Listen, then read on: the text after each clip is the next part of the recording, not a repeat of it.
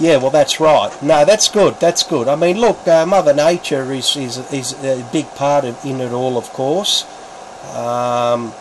It's hard to really know how an antenna performs sometimes because, you know, conditions can alter so much, and unless you both had them at the same time working somehow, you're never really going to know. But going by what I'm getting out of it, I'm pretty confident.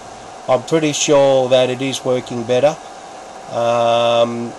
The dB gain factor is about 16.3 dBd and about 18.3 18.3 dBi.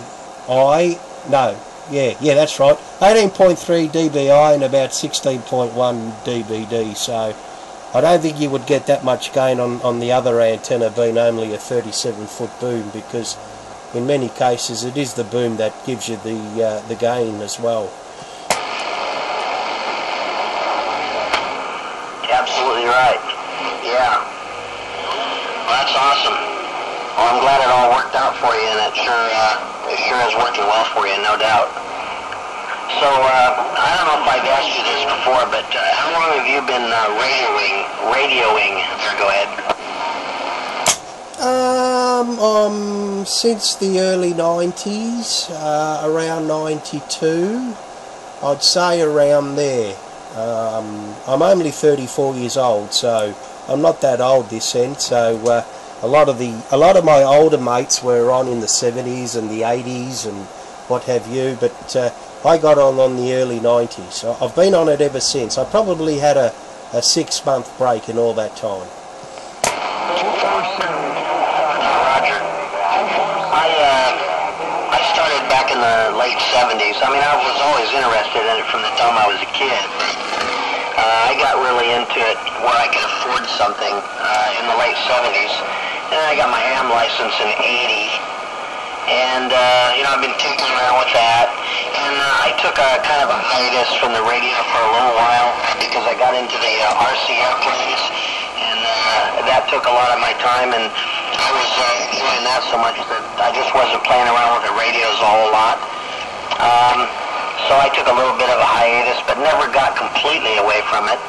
And then, I don't know, I kind of got away from the 11-meter band for a while, and it wasn't, you know, because I had my nose in the air or anything. It was just, it was something new, and, you know, I was so excited about being able to have all the different bands and talk to so many different places all the time. But, you know, after a while, the newness wears off of that, and you kind of tinker around. And I've been having so much fun with this AM stuff here for the last several years again. It's just, it's like a newfound love from back, you know, late 70s, early 80s when I used to do it. And I had a blast then, too. So it's kind of like a renewed thing, you know. Yeah, you'll have a lot of fun on the radio, no doubt. Yeah, look, especially in the States, there's a lot of stations here. You know, if we don't get any DX, oh gee, there's only a handful of us on AM that are here, and yeah, well, you know, there's not much of us here, and at least stateside, even if you don't get much conditions, much DX, I think there's still a good number of people to support the hobby going here. Sometimes no DX, you switch on, you hear absolutely nothing, and without it sometimes you know, you just don't get to talk. You get the occasional local, but not that often. Most people that, well, I'm not on the amateur bands, but most people that that are on CB here in Australia are on sideband anyway. And I'm not really equipped for sideband here with the antennas I choose to use, so I do use sideband at the other 20, you know, and I've got an antenna there it's the opposite to this. It's a 6-element shorts based.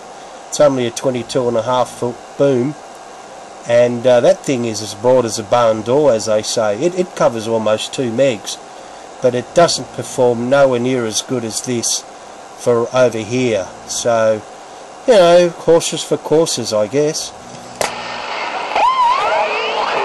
Yeah, exactly.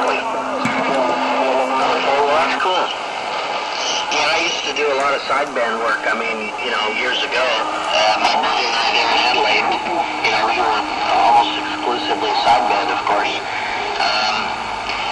Because it was so much easier, and it wasn't as busy. And of course, we had all the channels above 40 that we could roam around on.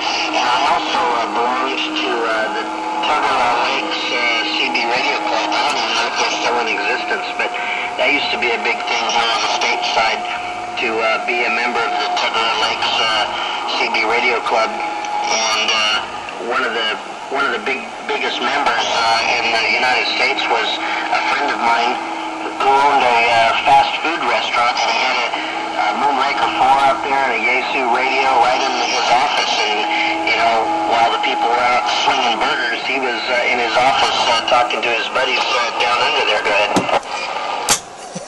Sounds a bit like me when my brother's swinging charcoal around loading up them pallets. He's yelling, "Team, get off the radio, we've got to do some work," and then I have to go.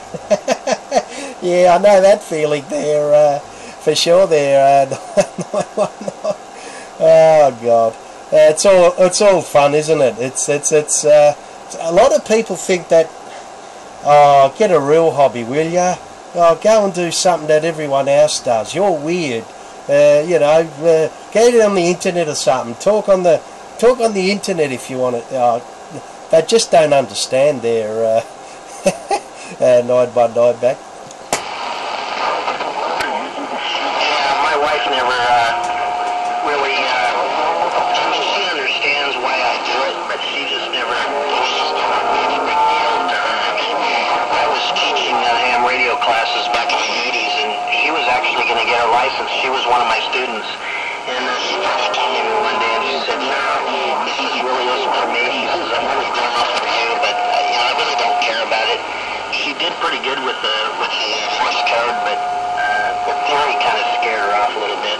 But she just wasn't really into it, so she never really got the big thrill like I did. But yeah, you know, you got the internet chat rooms, and you know, they've got the panel talk and all that different stuff. And you know what? They can do whatever they want, but I'm telling you, man, there is nothing like sitting behind this microphone and yakking hour after hour, talking about whatever you want to talk about.